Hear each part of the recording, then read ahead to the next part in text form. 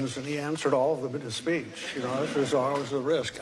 One thing I want to mention, I don't know how many of you have read Senator McConnell's superb essay that was in Foreign Affairs. It's called "The Price of American Retreat," and why Washington must reject isolationism and embrace primacy. And Senator, you say there's a very pithy comment where you say that the response to 4 years of weakness must not be 4 years of isolation. We do seem to have a big debate going on in America right now. We've been too involved overseas. It's cost too much. We haven't really been successful. Now's the time to invest in America. And yet, this message, you all should read this, is still a clarion call for American leadership. How do you feel the Senate will end up in this great debate? It all sounds quite familiar. In 1930, Herbert Hoover signed Smoot-Hawley. That was the beginning of a worldwide tariff fight. Most everybody believes that the only thing that really finally ended the Depression was World War II. Mm-hmm. I don't think we need to relearn that lesson.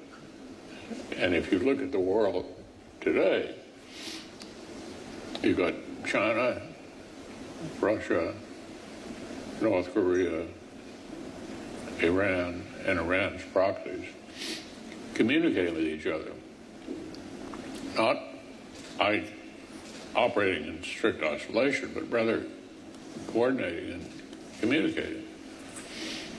On the other side, you have not only the democracies, but you have some important countries that are not democracies that are allied with us. The President's heading to some of those right now.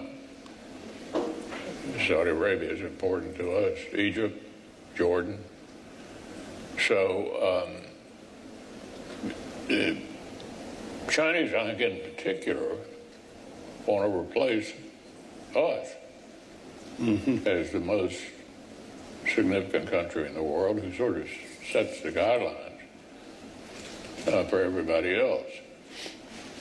So to sum it up, we need to impress them with the notion that we are too tough to mess with.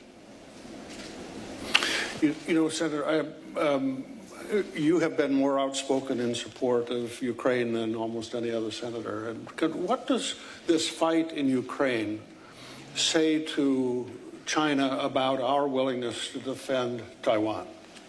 Oh, they're watching it closely, because if the Russians succeed in Ukraine, it'll be the headline. Russia wins, America loses. And that can only encourage the Chinese to finally try to solve this age-old problem that they created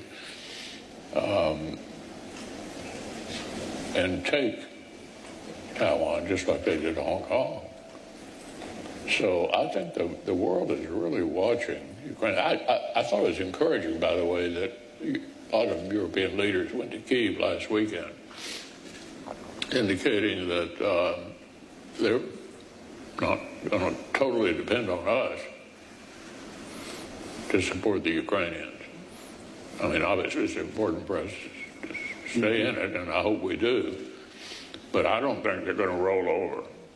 I don't. And that's an encouraging sign. And more of our European allies now are spending a lot more on defense. And look at Germany. I mean, the politics of Germany have just changed dramatically. Dramatically. In a good direction from our point of view. And I think that's happening in Japan, too. It's a little tougher there. But you can understand why both of these countries were pretty risk-averse when it comes to war after what happened in World War II. But I think the Japanese population seems to be kind of warming up to the notion that they've got to be And Russia has shown its true teeth. You know, it's now clear what Russia's ambitions are. Senator, you